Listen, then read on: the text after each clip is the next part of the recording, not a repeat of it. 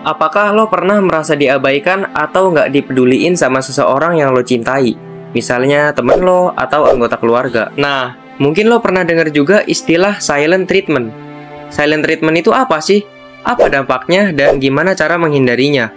Tonton sampai habis dan simak terus video dari Suara Kehidupan.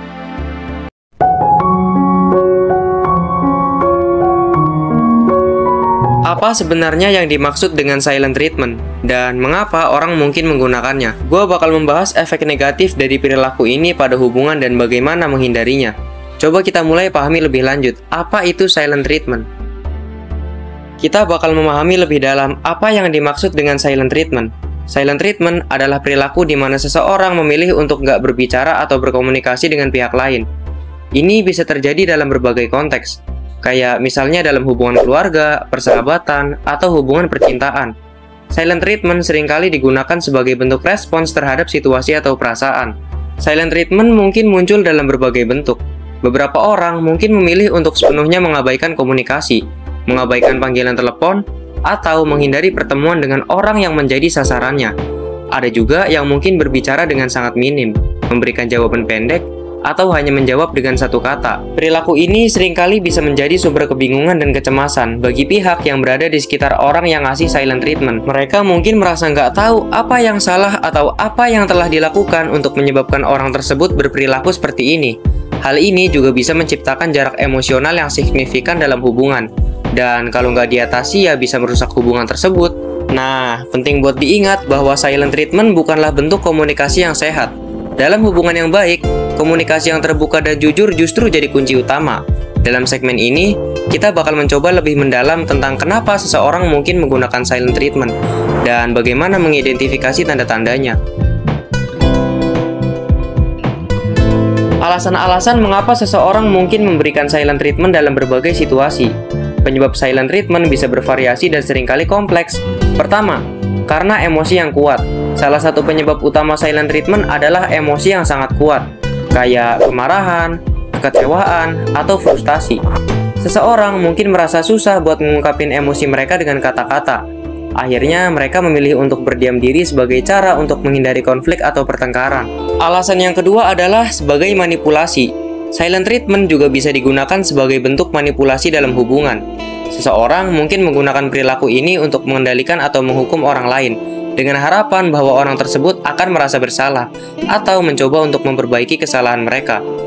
Nah, alasan selanjutnya adalah ketidakmampuan mengatasi konflik. Beberapa individu nggak punya keterampilan yang cukup baik dalam mengatasi konflik. Jadi, mereka mungkin menggunakan silent treatment sebagai cara untuk menghindari konfrontasi dan berusaha menghindari berbicara tentang masalah yang mungkin ada. Selanjutnya, kebutuhan ruang pribadi. Ada kalanya seseorang memerlukan waktu dan ruang pribadi untuk merenung atau memproses perasaan mereka. Silent treatment dalam kasus ini bisa digunakan sebagai mekanisme untuk mendapatkan waktu untuk diri sendiri.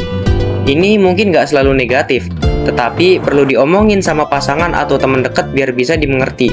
Alasan selanjutnya adalah ketidakbahagiaan dalam hubungan. Dalam hubungan yang penuh konflik dan ketidakbahagiaan, silent treatment bisa menjadi respons seseorang terhadap ketidakpuasan mereka. Ini bisa menjadi tanda bahwa ada masalah yang lebih dalam yang perlu diatasi dalam hubungan tersebut. Penting untuk memahami dampak negatif yang dapat timbul akibat silent treatment, baik pada pihak yang ngasih silent treatment maupun pada pihak yang menerimanya atau korbannya. Nah, jadi dampaknya apa aja sih? Pertama, perasaan cemas dan kekacauan emosional. Penerima silent treatment atau korban silent treatment seringkali merasa cemas dan bingung. Mereka mungkin merasa nggak tahu apa yang salah, dan ini dapat mengganggu kesejahteraan emosional mereka. Selanjutnya, kerusakan hubungan. Silent treatment bisa merusak hubungan secara signifikan. Ketika komunikasi terputus, jarak emosional antara individu bisa tumbuh. Selanjutnya, perasaan depresi. Korban silent treatment dapat mengalami perasaan depresi akibat perasaan kesepian, isolasi, dan ketidakpastian yang timbul dari ketidakmampuan untuk berkomunikasi dengan pihak yang memberikan perlakuan tersebut. Nah, yang harus lo tahu kalau silent treatment adalah siklus yang merugikan. Dalam beberapa kasus, silent treatment dapat menciptakan siklus yang merugikan dalam hubungan, di mana seseorang mungkin terus-menerus menggunakan taktik ini sebagai respons terhadap konflik, yang kemudian memperburuk masalah. Nah, terus gimana nih cara menghindari silent treatment? Nah, yang pertama, komunikasilah secara terbuka.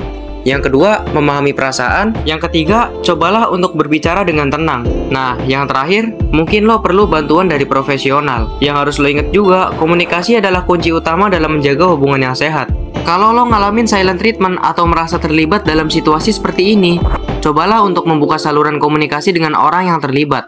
Terkadang, satu pembicaraan yang jujur bisa memecahkan masalah dan memperbaiki hubungan lo sama orang-orang di sekitar. Terakhir, thank you banget buat yang udah nonton video ini. Jangan lupa like, comment, share, dan subscribe. Dan jangan lupa juga untuk follow sosial media lainnya dari Suara Kehidupan.